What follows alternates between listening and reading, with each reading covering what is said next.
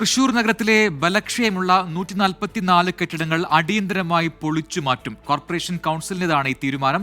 Corporation സെക്രട്ടറിയെയും എഞ്ചിനീയറെയും ഇതിനായി ചുമതലപ്പെടുത്തി കഴിഞ്ഞു. സൂരജ് സജി തൃശൂരിൽ നിന്ന് കൂടുതൽ വിവരങ്ങളുമായി ചേരും.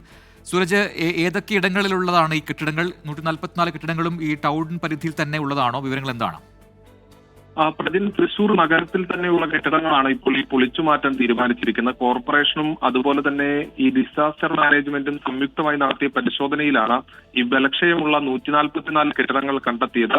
ഈ കെട്ടിടങ്ങൾ നിയമാനുസൃതമായി പൊളിച്ചു മാറ്റുകയോ ഈ പുതുക്കി പണിയുകയോ ചെയ്യാത്തതാണ് ഈ അപകട ഭീഷണിയായി തുടരുന്നതിനുള്ള സാഹചര്യമായി അപകട ഭീഷണിയായി തുടരുന്നത്. ഇത് കണ്ടെത്തിയ പശ്ചാത്തലത്തിലാണ് ഈ അപകടം ഒഴിവാക്കുന്നതിനായി 144 കെട്ടിടങ്ങൾ പൊളിച്ചു നീക്കാൻ തീരുമാനിച്ചിരിക്കുന്നത്. ഇതിൽ 5 കെട്ടിടങ്ങൾ ഇതിനോടകം തന്നെ ഈ കാലവർഷത്തിൽ തകർന്നു വീഴുകയും ചെയ്തിരുന്നു. ഈ സാഹചര്യത്തിൽ 139 കെട്ടിടങ്ങളാണ് പൂർണ്ണമായും പൊളിച്ചു നീക്കേണ്ടത്. 5 കെട്ടിടങ്ങൾ ഭാഗികമായി പൊളിച്ചു നീക്കുകയും ചെയ്യേണ്ടതുണ്ട്. ഇതിനെ കോർപ്പറേഷൻ സെക്രട്ടറിയെയും എഞ്ചിനീയറെയും ചുമതലപ്പെടുത്താനാണ് ഇന്ന് ചേർന്ന കൗൺസിൽ തീരുമാനിച്ചിരിക്കുന്നത്. സ്വാഭാവികമായും ഈ കെട്ടിടങ്ങൾ പൊളിച്ചു നീക്കുക എന്നുള്ളത് ഈ കെട്ടിട ഉടമകളെ സംബന്ധിച്ച് വലിയ പ്രതിഷേധങ്ങൾക്ക് ഇടയാക്കുന്ന ഒരു സാഹചര്യം കൂടിയുണ്ട്. പക്ഷെ എന്നാൽ ഈ പ്രതിഷേധങ്ങളൊന്നും തന്നെ വകവയ്ക്കാതെ അടുത്ത കാലവർഷത്തിന് മുൻപ് ഈ കെട്ടിടങ്ങൾ പൊളിച്ചു നീക്കാനുള്ള തീരുമാനത്തിലാണ് നിലവിൽ ഈ കോർപ്പറേഷൻ ഉള്ളത്. പ്രജിത്ത്. ശരി, സൂരജ് സജിയാണ് തൃശ്ശൂരിൽ വിശദാംശങ്ങൾ നൽകിയത്.